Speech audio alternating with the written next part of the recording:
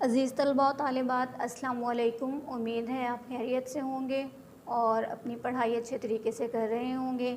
ہم اپنے ہفتہ چہارم ویک 4 کا کام جو ہے اسے شروع کرتے ہیں۔ سبق نمبر 4 پڑھیں گے آج، الدرس الرابع، اور اس کے اندر ہم دیکھیں گے ضمیر کے بارے میں، ضمائر کے بارے میں، جن کو آپ پروناؤن کے نام سے جانتے ہیں۔ اسم کی جگہ پر جو لفظ استعمال کیا جاتا ہے اسے اسم ضمیر کہتے ہیں۔ جیسے اس میں ہم پڑھیں گے انتا، انا، ہوا، انا، انتی، ہیا۔ ان میں ہم ان ضمائر کے بارے میں پڑھیں گے۔ اس سے پہلے ہم اس کی تھوڑی سی تفصیل دیکھ لیتے ہیں کہ وہ کیا ہے۔ ان ضمائر کی تفصیل کچھ ایسے ہے۔ اسم ضمیر، پہلے یہ دیکھ لیتے ہیں کہ اسم ضمیر کہتے کسے ہیں۔ وہ اسم جو متکلم یا مخاطب یا غائب کو بتائے، جیسے انا، انتا، ہوا۔ متکلم یعنی جو بات کرنے والا ہے، اپنے بارے میں بات کر رہا ہے، کلام سے یہ لفظ نکلا ہے، کلام بات کو کہتے ہیں۔ اور جو شخص اپنے بارے میں بات کر رہا ہو، اپنے بارے میں معلومات دے رہا ہو میں کے لفظ کے ساتھ، اس کو ہم کیا کہیں گے؟ متکلم۔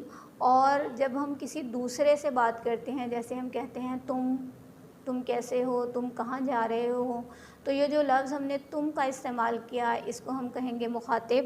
اور جب ہم کسی سے ڈائریکٹ بات نہیں کر رہے، وہ کہہ کے جب ہم بات کرتے ہیں تو وہ جو لفظ ہے وہ غائب کی ضمیر کہلاتا ہے۔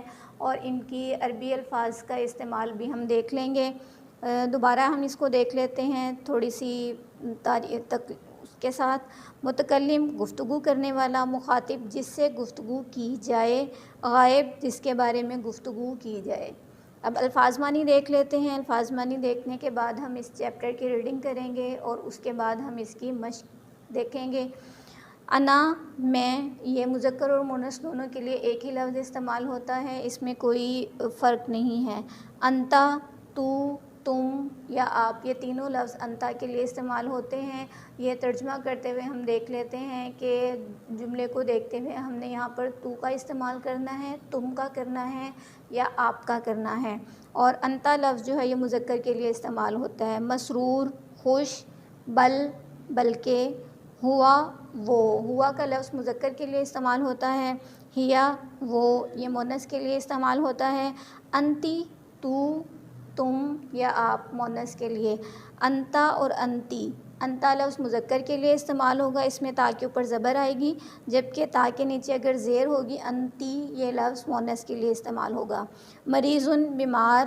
نعم، جی ہاں۔ لا، نہیں۔ حل، کیا۔ الفاظ معنی ہمارے مکمل ہو گئے۔ آپ نے اس سبق کو کرنے سے پہلے اس کے قواعد یاد کرنے اچھے طریقے سے، اور الفاظ معنی کو بہت اچھے طریقے سے یاد کرنا ہے تاکہ آپ کے لیے اس کی مشق کرنا اور بھی زیادہ آسان ہو جائے۔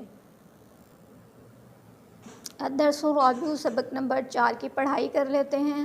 انا، میں، انتا، تم، تو یا آپ، ہوا، وہ۔ انا استاذ، میں استاد ہوں۔ انتا تلمیذ، تم شاگرد ہو۔ ہوا تلمیذ، وہ شاگرد ہے۔ انا جو ہے یہ متکلم کی ضمیر ہوگی، میں استاد ہوں۔ انتا تلمیذ، تم استاد ہو، یعنی جس سے گفتگو کی جا رہی ہے۔ ہوا تلمیذ، وہ شاگرد ہے۔ انتا تلمیذ، تم شاگرد ہو۔ ہوا تلمیذ، وہ شاگرد ہے۔ من انتا یا خالد، اے خالد تم کون ہو۔ انا تلمیذ، میں شاگرد ہوں۔ من انا، میں کون ہوں، یعنی اب خالد جو ہے وہ استاد جو ہے وہ اپنے بارے میں خالد سے سوال کر رہا ہے۔ من انا، میں کون ہوں، اور خالد نے استاد کو کیا جواب دیا؟ انتا استاذ، آپ استاد ہیں۔ اب یہاں پر دیکھیں جملے کو دیکھتے ہوئے استاد کے ساتھ ہم تو یا تم کا لفظ استعمال نہیں کریں گے بلکہ آپ کا لفظ استعمال کریں گے۔ من ہوا، وہ کون ہے۔ ہوا تلمیذ، وہ شاگرد ہے۔ اب اس کے سوالیہ جملے جو ہیں ان کو دیکھ لیتے ہیں۔ حل کا معنی ہوتا ہے کیا، جیسے پہلے چیپٹر میں ہم نے پڑھا تھا ماں کا معنی کیا پڑھا تھا، اور یہاں پر ہم حل کا معنی کیا پڑھیں گے۔ حل انتا تلمیذ، کیا تم شاگرد ہو۔ نعم، جی ہاں۔ انا تلمیذ، میں شاگرد ہوں۔ حل انتا استاذ، کیا آپ استاد ہیں۔ لا، نہیں۔ بلکہ۔ انا، میں تلمیذ شاگرد ہوں۔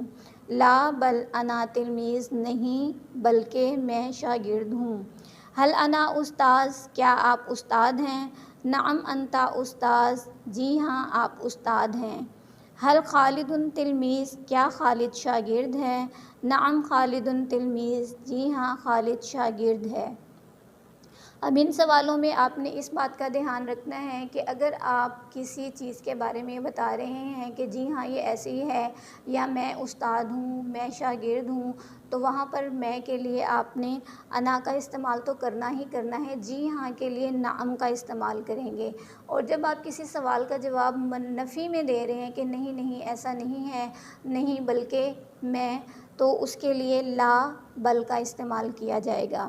اب مؤنث جو ضمائر ہیں ان کا استعمال دیکھ لیتے ہیں۔ انا میں، انتی تو، تم یا آپ، ہیا وہ۔ انا استاذہ، میں استانی ہوں، انتی تلمیذہ، تم شاگردہ ہو، ہیا تلمیذہ، وہ شاگردہ ہے۔ من انتی یا فاطمہ، اے فاطمہ تم کون ہو؟ انا تلمیذہ، میں شاگردہ ہوں۔ من انا، میں کون ہوں؟ یعنی اب جو استانی ہے وہ فاطمہ سے پوچھ رہی ہے کہ میں کون ہوں۔ انتی استاذہ، آپ استانی ہیں۔ من ہیا، وہ کون ہے؟ ہیا زینب، وہ زینب ہے۔ حل انتی تلمیذہ، کیا تم شاگردہ ہو؟ نعم انا تلمیذہ، جی ہاں میں شاگردہ ہوں۔ حل انتی استاذہ، کیا تم استانی ہو؟ لا بل انا تلمیذہ، نہیں بلکہ میں شاگردہ ہوں۔ حل انا استاذہ، کیا میں استانی ہوں؟ نعم انتی استاذہ، جی ہاں آپ استانی ہیں۔ ہذہ فاطمہ، یہ فاطمہ ہے۔ ہیا تلمیذہ، وہ شاگردہ ہے۔ ہیا مؤدبہ، وہ باادب بچی ہے۔ سبق نمبر 4 کی پڑھائی مکمل ہو گئی۔ یہاں پر ہم نے اس کا ترجمہ بھی کر لیا، آپ نے بھی اس کا پہلے اچھے طریقے سے ترجمہ کرنا ہے اور اس کے بعد اس کی مشق کی طرف آنا ہے، اس کی تمرین کی طرف آنا ہے۔ سوال نمبر 1 ہے ہمارا کہ مذکر الفاظ ہمیں پہلے دیے گئے ہیں، ان کو جملوں میں استعمال کرنا ہے اور اس میں اس بات کا خیال رکھنا ہے کہ ہم نے اس کے ساتھ ضمائر کا استعمال کرنا ہے جو ابھی ہم نے پڑھی۔ مذکر ضمائر ہم نے کون سی پڑھی؟ انا، انتا اور ہوا، اور ان کے ساتھ اس لفظ کے ساتھ ہم ہوا لگائیں، انا لگائیں یا انتا لگائیں، ہمارا جملہ جو ہے وہ ٹھیک ہوگا۔ آپ اس کی اپنی مرضی سے یہاں پر کوئی بھی ضمیر استعمال کر سکتے ہیں۔ یہاں مثال کے طور پر جو ہیں استعمال کی گئی ہیں، ضروری نہیں ہے کہ آپ یہی ضمیر اس کے ساتھ استعمال کریں، آپ اپنی مرضی سے کچھ بھی کر سکتے ہیں۔ تاجر ہوا، تاجر وہ تاجر ہے۔ اب یہاں پر آپ اس کا جملہ انا تاجر بھی کر سکتے ہیں کہ میں تاجر ہوں، انتا تاجر، تم تاجر ہو، یعنی میں تاجر ہوں، وہ تاجر ہے، یا تم تاجر ہو۔ یہاں پر کوئی بھی ضمیر آپ عربی میں استعمال کر سکتے ہیں، ہوا، انا یا انتا۔ اسی طریقے سے باقی جو الفاظ دیے گئے ہیں ان میں بھی اس طرح مختلف ضمائر استعمال کی جا سکتی ہیں۔ عاقل، انتا عاقل، میں عاقل ہوں، یعنی عاقل جو ہے وہ یہاں نام کے طور پر استعمال کیا گیا ہے۔ شریف، انا شریف، میں شریف ہوں۔ خادم، ہوا خادم، وہ خادم ہیں۔ یہ مذکر الفاظ تھے جن کے جملے بنائے گئے۔ اب مؤنث الفاظ دیکھ لیتے ہیں۔ عالمہ، انتی عالمہ، تم عالمہ ہو۔ تاجرہ، انا تاجرہ، میں تاجرہ ہوں۔ عاقلہ، ہیا عاقلہ، وہ عاقلہ ہے۔ شریفہ، ہیا شریفہ، وہ شریفہ ہے۔ خادمہ، انا خادمہ، میں خادمہ ہوں۔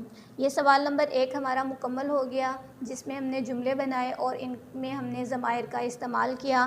مذکر ضمائر تھیں انا، انتا، ہوا، اور مؤنث ضمائر تھیں انتی، انا اور ہیا۔ اب ہم سوال نمبر 2 دیکھ لیتے ہیں، جس کے جواب آپ لوگوں نے خود لکھنے ہیں۔ ایک دفعہ میں آپ کو بتا دیتی ہوں کہ ان کو کیسے کرنا ہے، لیکن کوشش یہ کریں کہ آپ ان سوالوں کے جواب خود سے کریں۔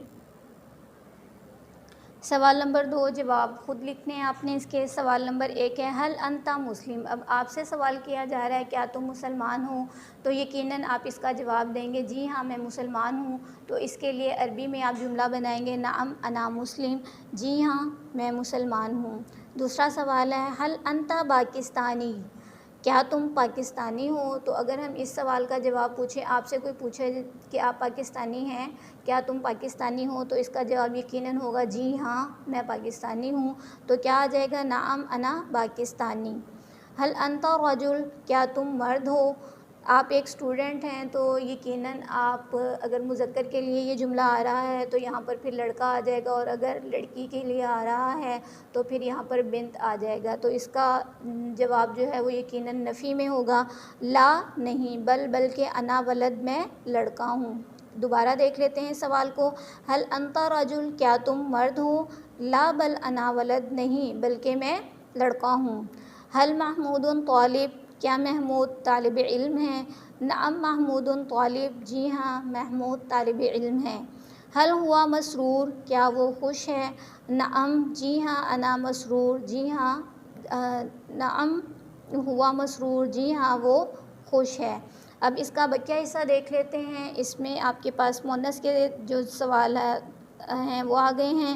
حل انتی مسلمہ، کیا تم مسلمان ہو؟ نعم انا مسلمہ، جی ہاں میں مسلمان ہوں. یہ شروع کے جو جملے تھے یہ سارے مذکر کے تھے. اب آگے جو اس کا سیکنڈ پارٹ آ گیا ہے وہ ہے مؤنث کے جملے. حل انتی پاکستانیہ، کیا تم پاکستانی ہو؟ نعم انا پاکستانیہ، جی ہاں میں پاکستانی ہوں. حل انتی امرأہ، کیا تم عورت ہو؟ لا بل انا بنت، نہیں بلکہ میں لڑکی ہوں. حل فاطمہ طالبہ، کیا فاطمہ طالبہ ہے؟ نعم فاطمہ طالبہ، جی ہاں فاطمہ طالبہ ہے. حل ہیا مسرور، کیا وہ خوش ہیں؟ نعم ہیا مسرور، جی ہاں وہ خوش ہے. یہاں اس بات کو تھوڑا سا دھیان سے دیکھ لیجئے کہ یہ جو آپ کا سوال نمبر 5 ہے، حل ہوا مسرور، یہاں غلطی سے انا لکھا گیا ہے. یہاں انا نہیں آئے گا بلکہ یہاں پر ہوا آئے گا، تو اس کو تبدیل کر لیجئے گا، جی ہاں وہ خوش ہے. سوال نمبر 3 دیکھ لیتے ہیں. مذکر الفاظ کو مؤنث میں تبدیل کریں. جب آپ مذکر الفاظ کو مؤنث میں تبدیل کریں گے تو اس میں آپ اس چیز کا خیال رکھیں گے کہ جو ضمائر ہیں آپ نے ان کو بھی مؤنث میں تبدیل کرنا ہے، جو اسم ساتھ دیے گئے ہیں ان کو بھی آپ نے مؤنث میں تبدیل کرنا ہے. دونوں کو دھیان سے دیکھ کے پھر کیجئے گا. ھذا کاتب، ھذہ کاتبہ. ھذا کو جب ہم تبدیل کریں گے تو اس کا مؤنث ہوگا ھذہ، اور کاتب کا مؤنث ہوگا کاتبہ. ھذا متعلم، ھذہ متعلمہ. ھذا کے لیے ھذہ اور متعلم کے لیے متعلمہ. انت ولد، انت کا مؤنث ہوگا انتی، اور ولد کا مؤنث ہوگا بنت، انتی بنت. ھذا شریف، ھذہ شریفہ. ہوا کریم، ہیا کریمہ.